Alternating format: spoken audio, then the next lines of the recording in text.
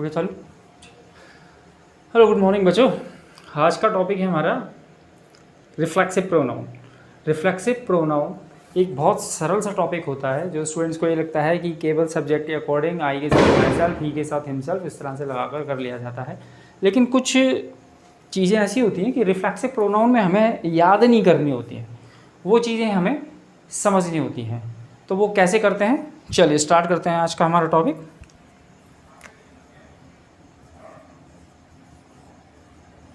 Reflexive pronoun important topic है भाई, ठीक है ना। और मैं चाहूँगा कि कोई भी प्लीज़ आवाज़ ना करे, ठीक। रिफ्लेक्सिव प्रोनाउन, तो रिफ्लेक्सिव प्रोनाउन होते क्या है, कोई बताएगा?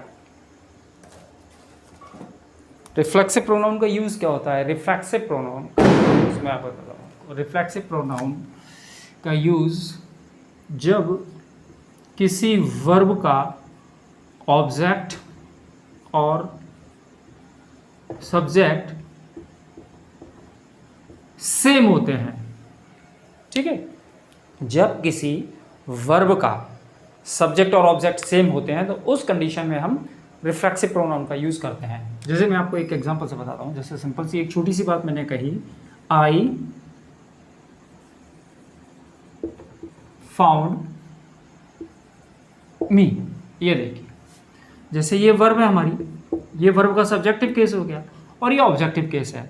लेकिन क्या इसका वर्ब का जब सब्जेक्ट और ऑब्जेक्ट सेम होते हैं, ये देखिए सब्जेक्ट और ऑब्जेक्ट सेम है, तो उस केस में हम रिफ्लेक्सिव प्रोनाउन का यूज़ करते हैं, है ना। तो यहाँ पर ये मी नहीं माई सेल्फ आएगा, ठीक है। आई फाउंड माई सेल्फ, ठीक है। एक और देख लीजिए, जैसे मैंने लिखा राम हर्ट माई सेल्फ। अब एक क्वेश्चन ये है, राम हर्ट माई सेल्फ, तो राम क्या हुआ हमारा? सब्जेक्टिव हुआ, यानी कि थर्ड पर्सन हुआ, और माई सेल्फ हुआ हमारा फर्स्ट पर्सन। अब ये पर्सन सेम नहीं है ना। सेम होनी चाहिए सब्जेक्ट ऑब्जेक्ट हमारे। इस तरह से जब सब्जेक्ट और ऑब्जेक्ट सेम होते हैं उसी केस में हम रिफ्लेक्सिव प्रोनाउन का यूज़ करते हैं सब्जेक्ट के अकॉर्डिंग। आई है तो माई सेल्फ हो गया, ठीक है। अब यहाँ पर क्या हो रहा है, ये थर्ड पर्सन है और माई सेल्फ है फर्स्ट पर्सन, यानी पर्सन अलग अलग हो गए। जब पर्सन अलग अलग हो गए, ये वर्ब है, जब पर्सन अलग अलग हो गए तो फिर वर्ब के बाद हमेशा ऑब्जेक्टिव केस आते हैं, तो फिर यहाँ पर ऑब्जेक्टिव केस लिखेंगे। आया समझ में, ठीक है। रिफ्लेक्सिव प्रोनाउन होते क्या है मैं वो बता दूँ आपको, ठीक है। रिफ्लेक्सिव प्रोनाउन कहाँ यूज़ करते हैं ये मैंने आपको बता दिया। रिफ्लेक्सिव प्रोनाउन का यूज़ करते हैं हम जब किसी वर्ब का सब्जेक्ट और ऑब्जेक्ट सेम होता है, तब हम रिफ्लेक्सिव प्रोनाउन का यूज़ करते हैं। और रिफ्लेक्सिव प्रोनाउन जब सब्जेक्ट और ऑब्जेक्ट अलग अलग होते हैं तो फिर हम वर्ब के बाद ऑब्जेक्टिव केस और वर्ब से पहले सब्जेक्टिव केस लिखते हैं, ठीक है। जैसे मैं आपको बता दूं, अभी रिफ्लेक्सिव प्रोनाउन लगते किस में है वो भी देख लीजिए। सेल्फ और सेल्फ्स लगते हैं। सेल्फ तो सिंगुलर के साथ लगता है आपका सेल्फ और प्लूरल के साथ लगेगा आपका सेल्फ। प्लूरल के साथ सिंगुलर के साथ सेल्फ और प्लूरल के साथ लगेगा आपका सेल्फ। जैसे मैंने कहा ये लगते किस में है, तो ये लगते हैं आपके ऑब्जेक्टिव केस और पजेसिव एडजेक्टिव में। ऑब्जेक्टिव केस और पजेसिव एडजेक्टिव में ये लगते हैं, किसी के ऑब्जेक्टिव केस में, किसी के पजेसिव केस में। जैसे मैंने कहा आई, तो आई का क्या होगा, ये मैंने यहाँ पे सिंगुलर प्लूरल अलग अलग कर दिया, सेल्फ और सेल्फ, सिंगुलर और प्लूरल। चलिए ठीक है, ऐसे लिख लीजिए। आई के साथ माई सेल्फ, ठीक है। आई का हो गया वी, वी के साथ आवर सेल्फ, वी के साथ आवर सेल्फ, फर्स्ट पर्सन होगा ये, ठीक है। ही के साथ हिमसेल्फ, ये ऑब्जेक्टिव केस है तो ऑब्जेक्टिव केस में लगाए। हिमसेल्फ ये पजेसिव एडजेक्टिव था तो पजेसिव एडजेक्टिव में लगाया। वी का और ये पजेसिव एडजेक्टिव है तो पजेसिव एडजेक्टिव में लगाया। अब ये भी देख लीजिए, आई और ही सिंगुलर होते हैं तो सेल्फ लगा हुआ है, और प्लूरल के साथ लगाते हैं हम सेल्फ, तो ये प्लूरल है भी तो सेल्फ लग गया, ठीक है। ये थोड़ा सा सही नहीं लिखा हुआ, इसको इस तरह से हटा दें। बस ये सिंगुलर के साथ यहाँ लिख लें, अलग से लिख लें उस चीज़ को। सिंगुलर के साथ लगेगा आपका सेल्फ और प्लूरल के साथ लगेगा आपका सेल्व्स, ठीक है। उसी तरह से शी होगा तो शी का हो गया हर सेल्फ, यू हो गया तो यू एक्चुअल में सिंगुलर और प्लूरल दोनों होता है, तो यू के साथ योर सेल्फ, सिंगुलर है यू तो योर सेल्फ, और प्लूरल है तो योर सेल्फ्स।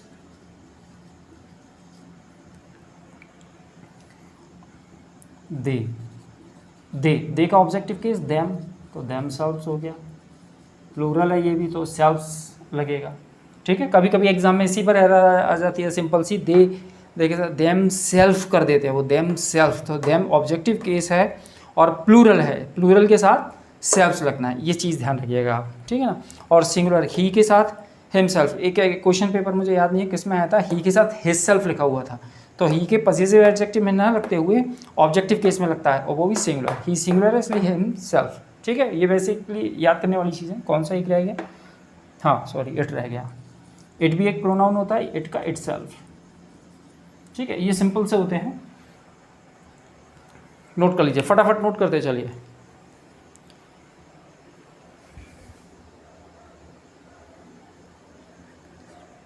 एक और लिख दूँ जाता, ठीक है, एक और एग्जांपल देख लेते हैं, यहाँ से लिख लेते हैं अपन। My teacher and myself have made this project.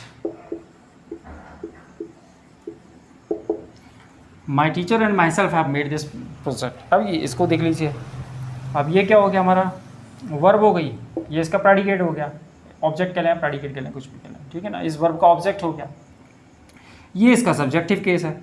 अब चूंकि सब्जेक्टिव केस है ये, तो याद रखिए रिफ्लेक्सिव प्रोनाउन कभी भी सब्जेक्टिव केस में यूज़ नहीं होता है। रिफ्लेक्सिव प्रोनाउन का यूज़ हमेशा ऑब्जेक्टिव केस में होता है, लेकिन सब्जेक्टिव केस में रिफ्लेक्सिव प्रोनाउन का यूज़ कभी नहीं होता है। ठीक है ना बच्चों, अब ये वर्ब है, ये वर्ब से पहला गया है सब्जेक्टिव केस, तो सब्जेक्टिव केस है तो सेल्फ का, माई सेल्फ, इसका रिफ्लेक्सिव प्रोनाउन का यूज सब्जेक्टिव केस में यूज़ होता नहीं है, तो फिर सब्जेक्टिव केस लिखेंगे तो इसका होगा आई। माई टीचर एंड आई, ये थर्ड पर्सन है, थर्ड वन। ठीक है ना, अच्छा कोई ये बता सकता है क्या इसको मैं अगर आई एंड माई टीचर लिख सकता हूँ क्या? आई एंड माई, छोटा सा क्वेश्चन, अगर मैं ये पूछूँ माई टीचर एंड आई की जगह आई एंड माई टीचर, और ये वर्ब और ये सेम रहे, तो क्या वो सही हो जाएगा? बता पाएगा कोई?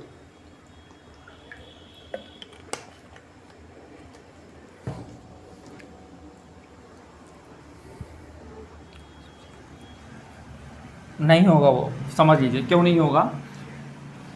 जब प्रोनाउन का सीक्वेंस लिखा जाता है ना बच्चों, तो पहले थर्ड पर्सन आता है फिर फर्स्ट पर्सन आता है, वो 2-3-1 वाले फॉर्मेट में मैंने लिखवाया है। आपको देख लें, पर्सनल प्रोनाउन की जो वीडियो बनाई है मैंने, उसको अच्छे से देख लें, उसमें मिल जाएगा। ये थर्ड पर्सन है, ये फर्स्ट पर्सन है। जब थर्ड पर्सन और फर्स्ट पर्सन आते हैं तो पहले थर्ड पर्सन को लिखा जाता है फिर फर्स्ट पर्सन को लिखा जाता है, वर्ब हमेशा प्लूरल की आती है। ठीक है, अच्छा इसमें एक क्वेश्चन और बन जाता है, इसमें इसका पॉजिटिव एडजेक्टिव क्या यूज़ करेंगे दोनों का? आवर यूज़ करेंगे, योर यूज़ करेंगे, देयर यूज़ करेंगे, हिज करेंगे, क्या करेंगे? तो ये भी मैंने आपको बताया है कि जब फर्स्ट पर्सन दिया हो तो फर्स्ट पर्सन का प्लूरल फॉर्म, फर्स्ट पर्सन का प्लूरल क्या होता है? फर्स्ट पर्सन का प्लूरल वी होता है, तो वी का पॉजिटिव एडजेक्टिव प्लूरल क्या होगा? वी का आवर, तो ये आएगा आवर। चलो इसकी भी वीडियो बनाई है, पर्सनल प्रोनाउन में देख लें। चलिए उसमें वापस नहीं जाना चाह रहा मैं। ठीक है, इसको मुझे मिटाना पड़ेगा थोड़ा सा, है ना,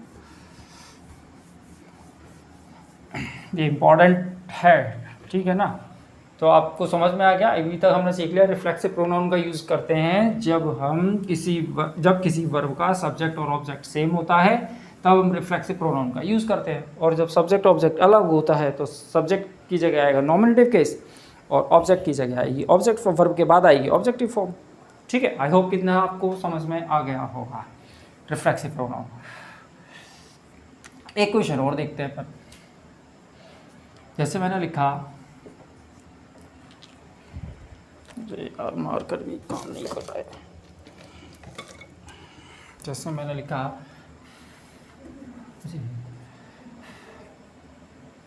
इम्पेरेटिव सेंटेंस, जानते हैं आप लोग क्या होते हैं इम्पेरेटिव सेंटेंस?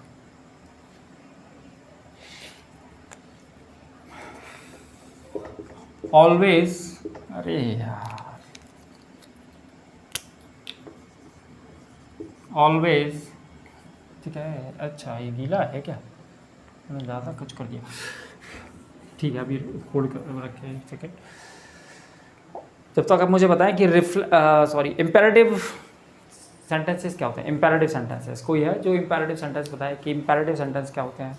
इम्पेरेटिव सेंटेंस अगर आपको याद हो तो मैंने जब पैसे वाली वीडियो बनाई थी तो उसमें बताए थे कि इम्पेरेटिव सेंटेंस के पैसिव कैसे होते हैं, और नरेशन वाली वीडियो में भी बताया होगा इम्पेरेटिव सेंटेंस किस तरह से चेंज होते हैं। तो सबसे पहले तो मुझे ये बताओ कि इम्पेरेटिव सेंटेंस होती क्या है। अरे आप जब तक इम्पेरेटिव सेंटेंस को पहचानोगे नहीं तो फिर आप इसका रिफ्लेक्सिव यूज़ कैसे कर पाओगे, यूज़ ही नहीं कर पाओगे जब तक आपको पता नहीं चलेगा कि ये लिखा हुआ सेंटेंस हमारा इम्पेरेटिव है, असर्टिव है, सिंपल है, कैसा है, तो आप उसको रिफ्लेक्सिव कैसे दोगे। रिफ्लेक्सिव का यूज़ कहाँ करते हैं, सब्जेक्ट के अकॉर्डिंग हो, आई है तो माई सेल्फ हो जाएगा, ही है तो हिम सेल्फ हो जाएगा, है ना। जब आपको सब्जेक्ट ही पता नहीं चलेगा तो फिर कैसे करोगे। चलो जैसे मैंने लिखा ऑलवेज बिलीव इन यू, ये सेंटेंस है। चलो इसको करो, इसका रिफ्लेक्सिव प्रोनाउन ये सही है गलत है, बस इतना बताइए आप लोग। ऑलवेज बिलीव इन यू, ये क्वेश्चन सही है या गलत है, बस मुझे इतना बता दीजिए।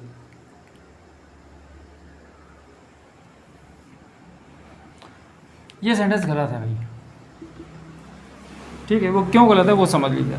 देखिए मैंने उसमें आपको पर्सनल प्रोनाउन जो कराए थे ना, उसमें एक मैंने बताया था कि प्रपोजिशन के बाद हमेशा ऑब्जेक्टिव केस आते हैं, है ना। ये बिल्कुल सही बात है, लेकिन वो प्रपोजिशन के ऑब्जेक्टिव केस में आते हैं जब वो सिंपल सेंटेंस होगा। ये सिंपल सेंटेंस नहीं है, इम्पेरेटिव सेंटेंस है। तो इम्पेरेटिव सेंटेंस जिस बच्चे को नहीं आते हैं, मैं थोड़ा सा हिंट दे देता हूँ कि इम्पेरेटिव सेंटेंस वो होते हैं, ये शॉर्ट में लिख रहा हूँ मैं, इम्पेरेटिव सेंटेंस है। इम्पेरेटिव सेंटेंस वो सेंटेंस होते हैं जिसमें ऑर्डर दिया जाए, रिक्वेस्ट की जाए, कमांड दिया जाए, एडवाइस दी जाए, है ना। देखिए ये तो बुकिश लैंग्वेज हो गई, समझने वाली चीज़ें हो गई, इसको और अच्छे से समझ लो। इंग्लिश में ये सेंटेंस हमेशा वर्ब की first form, always, never, don't, let और प्लीज, काइंडली, ये वर्ड है, इनसे स्टार्ट होते हैं। ऐसे सेंटेंसेस जो इनसे स्टार्ट होते हैं, और जब आप इसको हिंदी में ट्रांसलेट करते हैं ना तो उसका हिंदी में ट्रांसलेशन उसका ओ निकलता है हिंदी में, है ना। फिर से समझ रहे हैं, इम्पेरेटिव सेंटेंस वो सेंटेंस होते हैं जिसमें ऑर्डर दिया जाए, है ना, रिक्वेस्ट की जाए। जैसे ऑर्डर दिया जाए, सिंपल सा मैं बताऊँ, कम हियर, यहाँ आओ, ठीक है ना। इसके हिंदी के सेंटेंस में हमेशा लास्ट में ओ आएगा, यहाँ आओ, वहाँ जाओ, यहाँ बैठ जाओ, शोर मत करो, मोबाइल मत चलाओ, ठीक है। इस तरह के सेंटेंस आएंगे इसमें, ठीक है। और इम्पेरेटिव सेंटेंस हमेशा इन वर्ड से स्टार्ट होते हैं। जैसे मैंने लिखा ऑलवेज बिलीव इन यू, हमेशा अपने पर विश्वास रखो, हमेशा अपने पर विश्वास रखो। सारे सेंटेंस देख लो एक बार। जैसे कम हियर, ये ऑलवेज वाला ये लिखे हुआ है। नेवर टेल अ लाई, कभी झूठ मत बोलो। डोंट गो देयर, वहाँ मत जाओ। लेट मी गो, मुझे जाने दो। प्लीज़ हेल्प मी, कृपया मेरी मदद करो। और काइंडली टेक माई लीव, ठीक है। तो इस तरह के जो सेंटेंस होते हैं इम्पेरेटिव सेंटेंस वो होते हैं जिसमें ये प्ली ऑर्डर दिया जाए, रिक्वेस्ट की जाए, कमांड किया जाए, ठीक है। वो इम्पेरेटिव सेंटेंस होते हैं। उसका हिंदी सेंटेंस को जब उसको हम हिंदी में ट्रांसलेट करते हैं तो हिंदी में ओ निकलता है। जैसे कि ये निकल रहा है, ये ऑलवेज से स्टार्ट हो रहा है, देख लीजिए आप, ऑलवेज से स्टार्ट हो रहा है, तो ये फिर कौन सा सेंटेंस हुआ, इम्पेरेटिव हुआ। अब इम्पेरेटिव हुआ तो उसका हिंदी में ओ आएगा लास्ट में। ऑलवेज बिलीव इन यू, हमेशा अपने पर विश्वास करो। अब ध्यान से देखिए, रिफ्लेक्सिव प्रोनाउन का यूज़ करते हैं हम सब्जेक्ट के अकॉर्डिंग। अब इसमें सब्जेक्ट क्या है, ये तो इन प्रपोजिशन का ऑब्जेक्ट है, ये याद रखिए, इस वर्ब का ऑब्जेक्ट नहीं है, इन प्रपोजिशन का ऑब्जेक्ट है। अब इसमें सब्जेक्ट क्या है, तो समझ लीजिए जब भी इम्पेरेटिव सेंटेंस लिखा होता है तो इम्पेरेटिव सेंटेंस का सब्जेक्ट हमेशा यू होता है, ठीक है। और जैसे मैंने कहा कम हियर, यहाँ आओ, यानी कि यू कम हियर, आप यहाँ आओ, ठीक है। सिट डाउन, बैठ जाओ, मीन्स यू सिट डाउन, आप बैठ जाओ। इसमें जो इम्पेरेटिव सेंटेंस होता है इसका सब्जेक्ट हमेशा यू रहता है। अब चूँकि इसका सब्जेक्ट हमेशा यू है, इसका सब्जेक्ट भी यू और ऑब्जेक्ट भी यू, दोनों सेम हो रहे हैं ना। और जब सब्जेक्ट और ऑब्जेक्ट सेम होते हैं तब हम रिफ्लेक्सिव प्रोनाउन का यूज़ करते हैं। यही तो हुआ, ये यू लिखा हुआ है, you always believe in you, ठीक है। सब ये ऐसे लिखा नहीं जाएगा, लेकिन मैं बताने के लिए लिख रहा हूँ कि इम्पेरेटिव सेंटेंस का सब्जेक्ट यू है।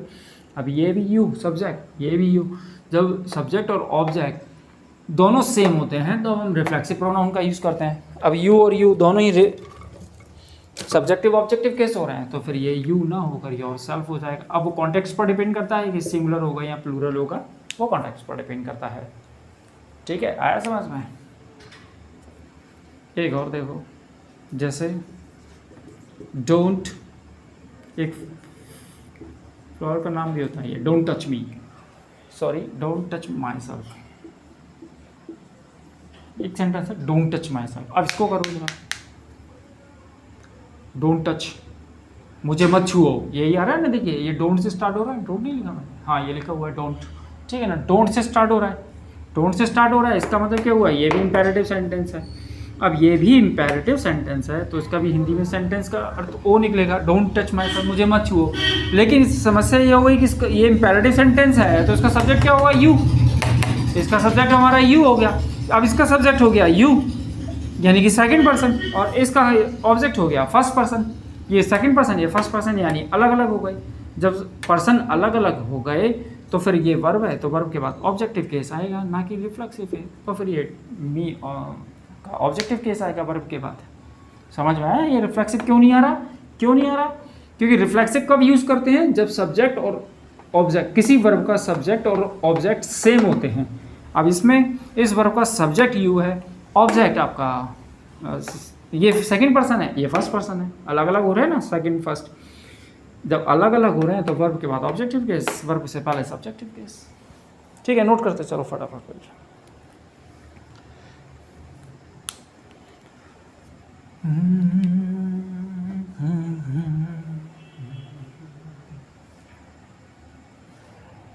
जल्दी करो भाई, इस एक और प्रोनाउन कराना है इसके बाद। ये तो होगा इसके बेसिक चीज़ें, है ना। अब थोड़ी सी अलग सी चीज़ें बता दूँ। ये तो मैंने आपको बता दिया कि how to use reflexive pronoun. Now just let me explain you some important words where reflexive pronoun is compulsory to be used. So let's begin. देख लिया, चल क्या है, मैं आपको बताऊँ एक बात कि रटना नहीं है चीज़ें, हमें रटोगे तो समझ नहीं पाओगे। अभी क्या हो रहा था, आपने देखा हो कि बस आपने रट लिया कि आई के साथ माई सेल्फ, है ना। अरे भैया माई सेल्फ आ रहा है तो क्यों आ रहा है ना, रीज़न क्या है, उसको हिंदी में समझोगे। माई सेल्फ का हिंदी में मतलब शायद निजवाचक होता है, इसका मतलब होता है स्वयं या खुद से मतलब होता है ना। वो भी बताऊँगा मैं आपको। ऐसा नहीं है कि मैं आपको हिंदी में नहीं बताऊँगा, हिंदी वाले भी बताऊँगा, लेकिन ये यूज़ होते क्या हैं। लेकिन अगर हम इंग्लिश को इंग्लिश में पढ़ें ना, that's much better, we can understand easily, comfortably we can understand. If we go through by Hindi way, definitely we will face many problems. चलिए, कुछ वर्ब ऐसी होती हैं, देखिए मैं आपको बता दूं सिंपल सी, बहुत सारी वर्ब होती हैं यार, है ना, मुझे भी नहीं मालूम कितनी होती हैं। कुछ वर्ब ऐसी होती हैं कि वो हमारी जो, देखिए मेरे का सीधा उद्देश्य ये है कि मैं जो इंग्लिश पढ़ा रहा हूँ, है ना, उसका मतलब ये है कि आपके एग्ज़ाम में आ जाए। ना तो मैं आपको किसी को विद्वान बनाना चाहता, ना मैं खुद विद्वान हूँ, ना मैं आपको विद्वान बना पाऊँगा। मैं तो बस सीधी सीधी बात इतनी जानता हूँ कि आपका ये चैप्टर मैं करा रहा हूँ, आप ये एग्ज़ाम में इसमें से शायद आ जाएगा, आ सकता है, आएगा ही, ठीक है ना, इस तरह से समझ लें बस। लेकिन ये है कि अगर आपको ये लगता है कि नहीं सर हमें तो चीज़ें बस वो रट ली कि इसके साथ ये इसके साथ ये, तो वैसे मुझे नहीं लगता कि आप कुछ कर पाएंगे। चीज़ों को समझें तो ज़्यादा बेहतर है ना। जैसे मैं हर बुक में देखता हूँ कि कुछ वर्ब होती हैं उनके बाद ये लगा होता है, तो बच्चे को वो वर्ब दिखाई देती हैं तो उसके दिमाग में वो घूमता है कि बस रिफ्लेक्सिव प्रोनाउन है ना। तो वो इन्जॉय है, हर्ट है, स्टॉप है, लाइक है, और आपकी प्रोस्ट्रेट है, इन्जॉय है ना, बहुत सारी वर्ब होती हैं ऐसी। तो मैं आपको उनमें से कुछ इंपॉर्टेंट वर्ब के बारे में डिस्कस करूंगा, बाकी की तो सब आप लोग देख लीजिए, वो सबके पास बुक हैं, है ना। जो मेरा खुद का एडिशन है, आप उसमें भी देख सकते हैं, पूरी एक लिस्ट बनी हुई है ना। तो मैं आपको कुछ इंपॉर्टेंट चीज़ें बता रहा हूँ, जैसे उसमें से कुछ वर्ब हैं, present, absent, enjoy,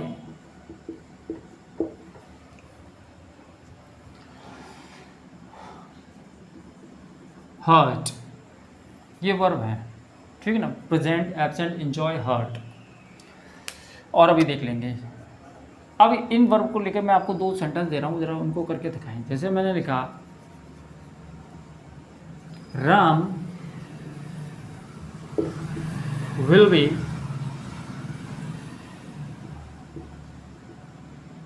present tomorrow.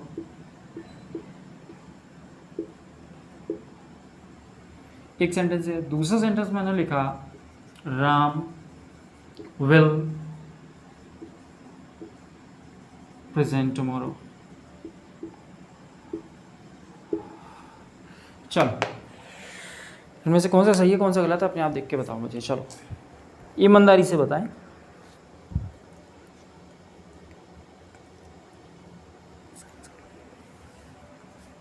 कौन सा सही है कौन सा गलत है, बस इतना बताना है। या दोनों सही है? हो सकता है दोनों सही हो सकता है दोनों गलत हो। आपको ये बताना है कि जो गलत है तो वो गलत क्यों है, जो सही है वो सही क्यों है। इनमें डिफरेंस क्या दिख रहा है? आप प्लीज़ ये मत कह देना कि सर इसमें विल भी है और इसमें विल है ना। तो ध्यान से समझ लीजिए। चलिए, नहीं आएगा किसी को, समझ लीजिए। इसीलिए तो कहता हूँ मैं, चीज़ों को रटोगे तो कभी नहीं सीख पाओगे, है ना। अब जैसे बुक में आप देखो, ये वर्ब लिखी हुई है, आप कोई सी भी बुक उठाकर देख लो, अच्छे धुरंधरों की बुक मैंने देखी, उसमें लिखा हुआ है प्रेजेंट, एब्सेंट, ये दोनों वर्ब, एंजॉय, हर्ट, और एक वर्ब और होती है रिज़ाइन और सबमिट। ये इन वर्ब के बाद रिफ्लेक्सिव प्रोनाउन लगा दो। जब भी ये वर्ब देखें उनके बाद रिफ्लेक्सिव प्रोनाउन। अरे काय को लगा दो, समझ तो लो पहले। देखो इसमें जैसे ये sentence Ram will be present tomorrow, actually में ये वर्ड दिखने में तो सेम लग रहा है, लेकिन ये दोनों बेटा अलग अलग हैं। ये आपकी बेस वर्ब है, यानी वर्ब की फर्स्ट फॉर्म है, और ये एडजेक्टिव है ना। ये लिंकिंग वर्ब है, ठीक है, विल बी प्रेजेंट टुमारो, ठीक है। अब ये चूँकि एडजेक्टिव फॉर्म है, एडजेक्टिव फॉर्म में ये वर्ब नहीं है। अब अगर आपके एग्जाम में यही वाला क्वेश्चन आ गया तो आपने तो बस पढ़ा हुआ है कि प्रेजेंट और एब्सेंट के बाद रिफ्लेक्सिव प्रोनाउन लगाते हैं, तो आप राम के अकॉर्डिंग ढाई से हिमसेल्फ लगा दोगे, गलत हो जाएगा। ये सेंटेंस सही है अपने आप में। क्यों सही है? क्योंकि विल भी एक लिंकिंग वर्ब है, और इसके लिंकिंग वर्ब के बाद हमेशा नाउन एडजेक्टिव लिखे जाते हैं, और ये जो प्रेजेंट है ना वो एडजेक्टिव है। अब आती बात समझ में कि सर ये फर्स्ट फॉर्म क्यों नहीं हो सकती, क्योंकि ये फर्स्ट फॉर्म है, सेम चीज़ है। तो ये फर्स्ट फॉर्म इसलिए नहीं हो सकती क्योंकि विल बी के बाद या तो आईएनजी वाली फॉर्म आएगी, कॉन्टिन्यूस में ले जाओगे आप फ्यूचर कॉन्टिन्यूस में तो आईएनजी वाली फॉर्म आएगी, या फिर थर्ड फॉर्म आएगी पैसिव में ले जाओगे तो, ठीक है ना। जो बी पार्ट की जो वर्ब होती हैं, is are am was verb, will be shall be, उसमें क्या करोगे आप, is are am was verb यही होती है, सॉरी मैं विल बी शैल बी बोल गया, will be shall be be part की वर्ब है। इसमें या तो आईएनजी वाली फॉर्म आएगी कॉन्टिन्यूस टेंस है तो, या फिर थर्ड फॉर्म आएगी पैसिव वॉइस। लेकिन ये तुम्हारा सिंपल सेंटेंस है ना, विल बी के बाद एडजेक्टिव आ रहा है ना। राम विल बी इंटेलिजेंट, ये सेंटेंस। अब यहाँ ये क्या है, प्रेजेंट एडजेक्टिव, इसकी जगह आप एक छोटा सा एडजेक्टिव लिख लो समझने के लिए, इंटेलिजेंट। टुमारो छोड़ दो बस यही, राम विल बी इंटेलिजेंट। ये देखो सेंटेंस सही है अपने आप में, क्योंकि ये एडजेक्टिव, उसी तरह से ये एडजेक्टिव है तो ये सेंटेंस सही हो गया हमारा, ठीक है। अब इस पर आ जाओ, ये वर्ब की फर्स्ट फॉर्म है। अब ये कैसे पता चला वर्ब की फर्स्ट फॉर्म है, तो ये देखो विल शैल मॉडल है, मॉडल के तुरंत बाद वर्ब की फर्स्ट फॉर्म यूज़ होती है, एडजेक्टिव कभी नहीं आता है। तो इसका मतलब ये होगा कि ये वर्ब की फर्स्ट फॉर्म ही है, ये एडजेक्टिव नहीं हो सकता। समझ में आया ना कि एडजेक्टिव क्यों नहीं हो सकता। फिर से समझ लो, विल बी के बाद या तो आईएनजी वाली फॉर्म आएगी या फिर थर्ड फॉर्म आएगी, फर्स्ट फॉर्म कभी नहीं आएगी, तो ये फर्स्ट फॉर्म हो नहीं सकती, इसलिए ये हमारा गलत है, ठीक है। लेकिन ये फर्स्ट फॉर्म है नहीं है, ये है क्या, ये एडजेक्टिव है। इसको आप प्रेजेंट को इंटेलिजेंट से रिप्लेस करके देखो, ये दोनों एडजेक्टिव है, तो देखो राम विल बी इंटेलिजेंट, बिल्कुल सही होगा, ठीक है ना।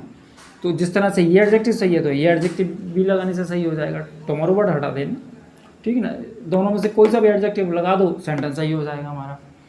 अब इस पर आ जाओ, ये हमारा क्या है, मॉडल है, हाँ फ्यूचर इंडेफिनिट कह लो। फ्यूचर इंडेफिनिट में क्या होता है, विल शैल के बाद फर्स्ट फॉर्म लगती है, तो ये फर्स्ट फॉर्म है कि नहीं।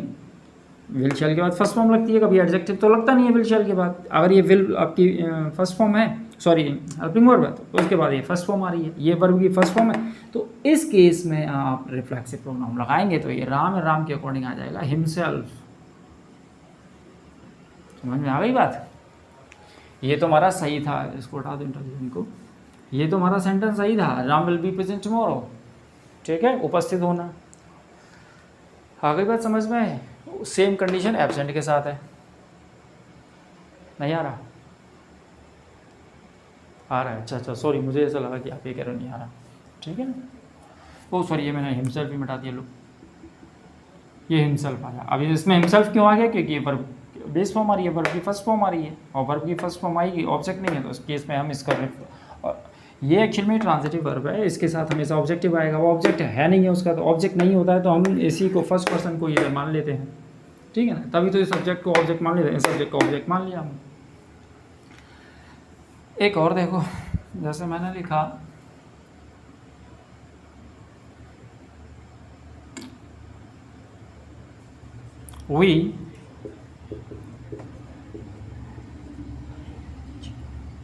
we enjoyed the party। एक सेंटेंस ये है, ये वाली बार बता रहा हूँ, ये दोनों का सेम कॉन्सेप्ट है ना। जैसे ये होता है वैसे ही यहाँ एब्सेंट भी कर सकते हो आप, मीनिंग चेंज हो जाएगा बस। वी इंजॉयड द पार्टी, एक ये हो गया है, we enjoyed at the party, या एट द पार्टी और इन द पार्टी, इन दोनों प्रपोजिशन सही होती हैं इस वाले में, ठीक है। We enjoyed at the party, in the party कर लो आप, चलो कन्फ्यूजन मत लो, ठीक है ठीक है, इन कर लो, चलो we enjoyed in the party. अब इसको करके दिखाओ सही, गर्मी फिर हो रही है यार, जल्दी करो।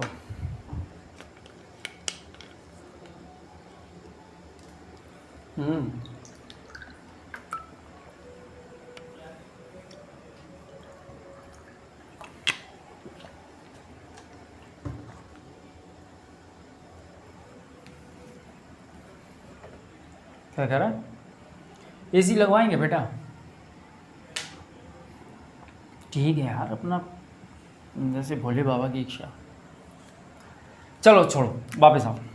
ये देखिए, अब इस चीज़ को भी ढंग से समझ लेना सब लोग, इधर ध्यान रखना, ठीक है। अब ये इंजॉय वर्ब दी हुई है, ये इसका सब्जेक्ट हैगा, ये इसका वर्ब हैगी, इस वर्ब का ऑब्जेक्ट ये हैगा द पार्टी।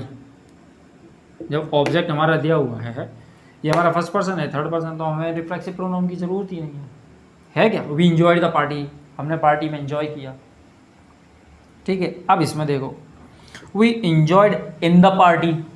अब समस्या क्या हो रही है तो ये भी ऑब्जेक्ट, लेकिन ये वाला ऑब्जेक्ट जो था ना वो इस वर्ब का ऑब्जेक्ट था, और ये वाला जो ऑब्जेक्ट है वो इस प्रपोजिशन का ऑब्जेक्ट है, इस वर्ब का ऑब्जेक्ट नहीं है। वी इंजॉयड द पार्टी, हमने पार्टी इंजॉय की। What we enjoyed? Party. What का रिप्लाई क्या होता है? व्हाट और whom से जो रिप्लाई मिलेंगे वो आपके ऑब्जेक्ट होंगे, तो ये इसका रिप्लाई मिल गया। We enjoyed in the party, मतलब हमने पार्टी में इंजॉय किया। क्या इंजॉय किया हमने पार्टी में? खाना इंजॉय किया, डांस इंजॉय किया, ये ना, क्या मतलब डेकोरेशन इंजॉय किया, क्या हमने इंजॉय किया पार्टी में, ठीक है। तो वी इंजॉयड, हमें यहाँ पे कुछ लिखना पड़ेगा। अब इसमें ऑब्जेक्ट नहीं है, तो इस कंडीशन में हम इसका वी का ऑब्जेक्ट नहीं है तो वही फर्स्ट पर्सन मानकर इसको हम आवरसेल्व्स कर देंगे। We enjoyed ourselves in the party. तो कहने का मतलब मेरा ये है, मैं ये बताना चाह रहा हूँ, ये ज़रूरी नहीं है कि ये इंजॉय वर्ब जब भी आ जाए उसके बाद आपको रिफ्लेक्सिव लगाना। इंजॉय वर्ब के बाद अगर ऑब्जेक्ट दिया हुआ है तो रिफ्लेक्सिव प्रोनाउन नहीं आएगी, ठीक है। और ऑब्जेक्ट अगर नहीं है तब हम रिफ्लेक्सिव प्रोनाउन का यूज़ करेंगे सब्जेक्ट के अकॉर्डिंग। समझ गए? अच्छा, हार्ट तो सिंपल है। रिज़ाइन को देख लो आप, बहुत बढ़िया रिज़ाइन भी है। रिज़ाइन और सबमिट दोनों का मतलब सेम होता है। जैसे मुझे थोड़ा सा मिटाना पड़ेगा, नोट कर लो जल्दी कर लो।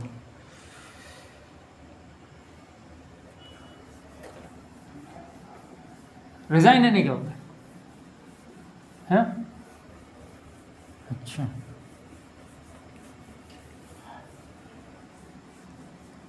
बताओ क्या होता है? ये सबसे बढ़िया है, चुप परेशान कर लेगी बेटा। रिजाइन मीन्स क्या था? रिजाइन है, अरे ये मैंने मिटा दिया, चलो ठीक है। रिजाइन और सबमिट, का मतलब क्या होता है? Is there anybody who can tell me what's the actual meaning of resign? Resign is verb, resignation is noun. चलो, तो मैं 2 सेंटेंस लिख रहा हूँ, आप अपने आप समझना। ये जैसे मैंने लिखा, पहला सेंटेंस लिखा है यहाँ पे, Ram has resigned from this post. Ram has resigned from this post. चलो, एक सेंटेंस ये है। दूसरा सेंटेंस ये है, राम हैज रिजाइंड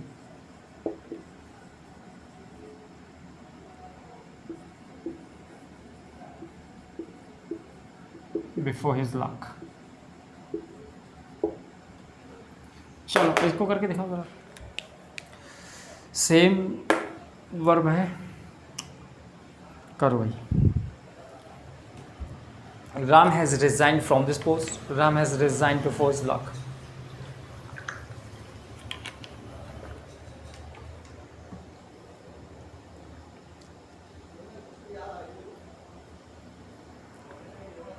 आया किसी को नहीं आ रहा? चलो छोड़ो, फिर देखो इधर, Ram has resigned from this post. अब ध्यान से, चलो इसको मैं हिंदी में ट्रांसलेट करता हूँ। Ram has resigned from this post, Ram ने इस पोस्ट से इस्तीफा दे दिया है। ठीक है, रिफ्लेक्सिव प्रोनाउन का यूज़ क्या होता है? स्वयं या खुद। राम ने खुद ने इस्तीफा दे दिया इस पोस्ट से, राम ने खुद ने इस पोस्ट से इस्तीफा दे दिया है। ये सही रहेगा, या राम ने इस पोस्ट से इस्तीफा दे दिया है? क्या जरूरी है ये रिफ्लेक्सिव प्रोनाउन लगाना? सुपरफ्लुअस हो जाएगा, unnecessary. Why should we use unnecessary? अब इसमें देखो, एक्चुअल में क्या है, मैं आपको बताना ये चाह रहा हूँ कि ये रिज़ाइन अलग है, ये रिज़ाइन अलग है। रिज़ाइन के 2 मतलब होते हैं बेटा, है ना। रिज़ाइन का मतलब अगर आपने इस्तीफा दे दिया, इस्तीफा देना, इससे ले लिया, तो फिर रिफ्लेक्सिव प्रोनाउन का यूज़ नहीं करेंगे। यहाँ पर रिज़ाइन का मतलब है रिज़ाइन फ्रॉम दिस पोस्ट, यानी पोस्ट से क्या करेगा? रिज़ाइन करेगा, इस्तीफा देगा। तो ये हमारा सेंटेंस सही है, इसमें कहीं कोई गड़बड़ नहीं है। ठीक है, लेकिन एक रिज़ाइन का मतलब होता है सरेंडर होना, सबमिट हो जाना। सरेंडर, सबमिट, रिज़ाइन, तीनों एक ही कैटेगरी के हैं। ठीक है ना। जैसे सरेंडर योरसेल्फ कहते हैं ना, सरेंडर योरसेल्फ, अपने आप को सरेंडर कर दो। ठीक है, तो वही चीज़ है। तो यहाँ पर राम ने क्या है? अपने लक के आगे सरेंडर कर दिया है। ठीक है, राम ने अपने आप को अपने भाग्य के सामने सरेंडर कर दिया है। ठीक है, अब यहाँ पर सरेंडर से मतलब है, अब सरेंडर से मतलब है तो यहाँ पर इस्तीफा तो नहीं, अब लक से तो इस्तीफा देगा नहीं भाई को, है ना। ठीक है, तो Ram has resigned himself, Ram has resign himself before his luck. Ram ने अपने भाग्य के सामने अपने आप को समर्पित कर दिया, समर्पित कर देना। ठीक है, तो रिज़ाइन के 2 मतलब होते हैं, जो आप जानते हैं, इस्तीफा देना। वह अगर रिज़ाइन का मतलब इस्तीफा देना होगा तो हमें कोई रिफ्लेक्सिव प्रोनाउन यूज़ नहीं करती, लेकिन रिज़ाइन का मतलब जब सरेंडर करना होगा, यहाँ सबमिट भी हो सकती है ना।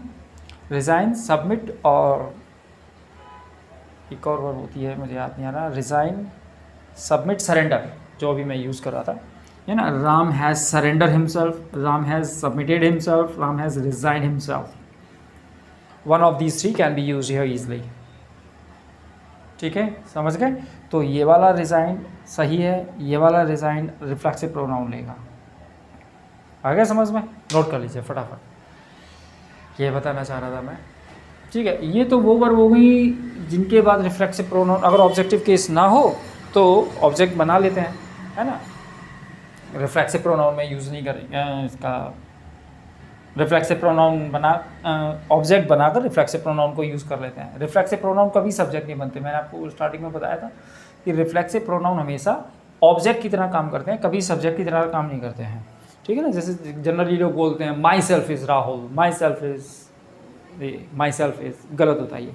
इसको आई एम से डिनोट करते हैं, I am Rahul, not my self is Rahul. ठीक है, वो गलत होता है। रिफ्लेक्सिव प्रोनाउन कभी भी सब्जेक्टिव केस में यूज़ नहीं होता है। रिफ्लेक्सिव प्रोनाउन ऑब्जेक्टिव केस में यूज़ होता है, ठीक है। अच्छा, कुछ वर्ब और होती हैं, मैं आपको वो भी बता देता हूँ। कुछ वर्ब ऐसी होती हैं, उनके दो मीनिंग होते हैं, ठीक है। उनके साथ भी रिफ्लेक्सिव प्रोनाउन की कहानी रहती है कुछ, है ना। रिफ्लेक्सिव प्रोनाउन उनके साथ कभी भी यूज़ नहीं होता है, ठीक है। वो वर्ब कौन सी हैं? जैसे स्टॉप है, हाइड है, स्टार्ट है, ठीक है। इनके साथ कभी भी, बर्न है, इनके साथ कभी भी रिफ्लेक्सिव प्रोनाउन यूज़ नहीं होता है। वो क्यों नहीं होता है तो वो समझ लीजिए, है ना। वो भी इसी तरह की कहानी है उसकी भी, रिज़ाइन की जैसी दो मीनिंग निकलते हैं। जैसे बर्न वर्ब है, बर्न का मतलब क्या होता है? छुपना और छुपाना। छुपना भी होता है, छुपाना भी, सॉरी, बर्न का मतलब जलना और जलाना। और हाइड का मतलब होता है छुपना और छुपाना। छुपना भी होता है और छुपाना भी होता है, ठीक है। तो जैसे मैंने आपको लिख के बताता हूँ, जैसे मैंने लिखा बर्न, हाइड, और आपकी कौन सी जाएगी, स्टॉप, है ना, एट्सेट्रा। ये वर्ब है, सपोज है। इन वर्ब के सबके दो दो मतलब होते हैं। तो एक तो ये डूइंग एक्शन का काम करेगी, एक तो जो ये एक्शन की तरह काम करती हैं, एक ये नॉन एक्शन की तरह काम करती हैं। समझ में आ रही है?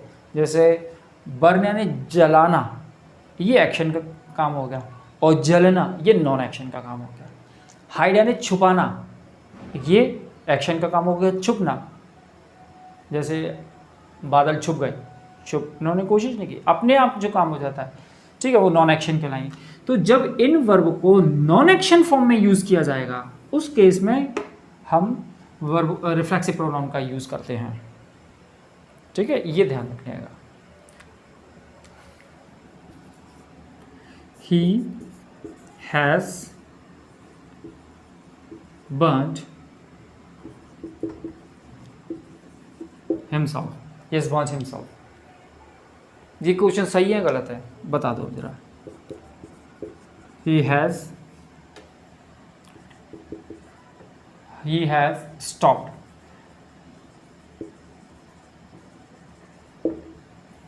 himself. ये सही है गलत है? He has stopped himself.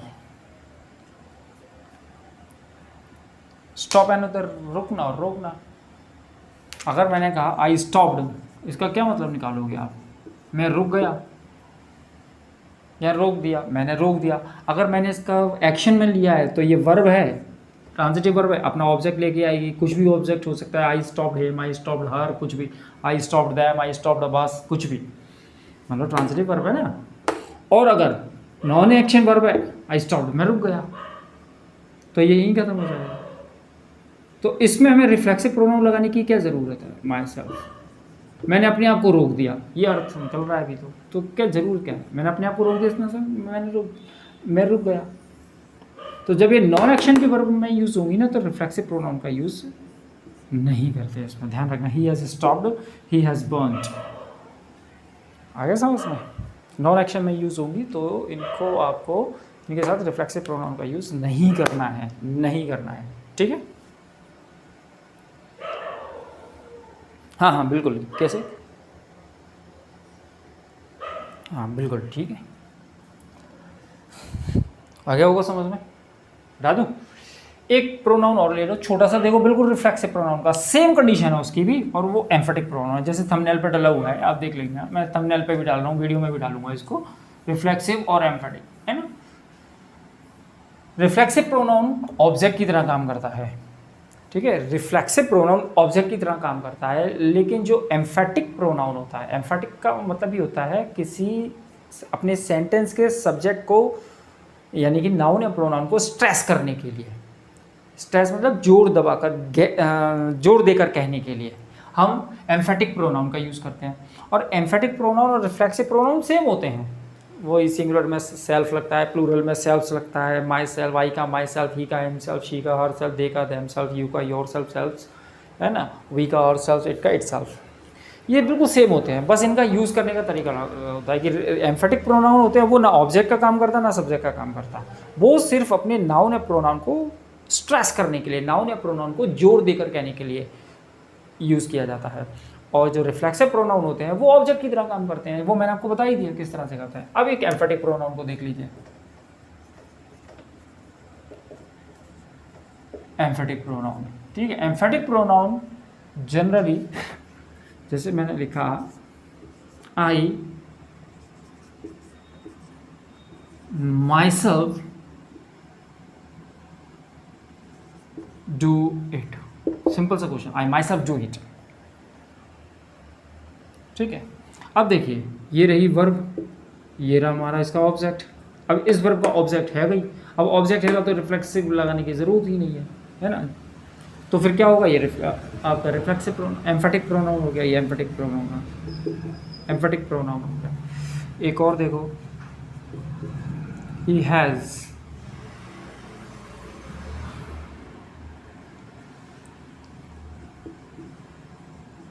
won the race, he has, यहाँ करूँगा he has himself won the race। अब ये देख लीजिए, ये रही वर्ब, इस वर्ब का ऑब्जेक्ट ही रहेगा। जब ऑब्जेक्ट हैगा तो फिर हमें रिफ्लेक्सिव प्रोनाउन की ज़रूरत ही नहीं है, फिर तो हमें एम्फेटिक प्रोनाउन की ज़रूरत है। और एम्फेटिक प्रोनाउन हमेशा उस सब्जेक्ट के साथ लिखे जाते हैं, नाउन या प्रोनाउन के साथ लिखे जाते हैं जिसको ये स्ट्रेस कर रहे हैं, तो he himself has won the race, ना कि ये यहाँ। ठीक है, Ram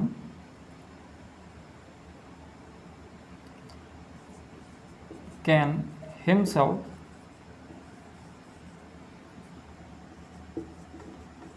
teach English, Ram can himself teach English. अब ये देखिए ये सेंटेंस है ना। अब ये रही हमारी वर्ब, टीच एक ट्रांजिटिव वर्ब होती है, ट्रांजिटिव वर्ब है ना ये, है ना। और ये जनरली ट्रांजिटिव वर्ब भी नहीं होती, ये डाई ट्रांजिटिव वर्ब होती है। डाई ट्रांजिटिव वर्ब समझते हैं ना, डाई ट्रांजिटिव वर्ब जिसके बाद दो ऑब्जेक्ट आते हैं, एक डायरेक्ट ऑब्जेक्ट है इनडायरेक्ट ऑब्जेक्ट। इनडायरेक्ट ऑब्जेक्ट वो होता है जो पर्सन वाला होता है, डायरेक्ट ऑब्जेक्ट वो होता है जो नॉन लाइफ मीन्स होता है। तो ये अभी डायरेक्ट ऑब्जेक्ट आ रहा है।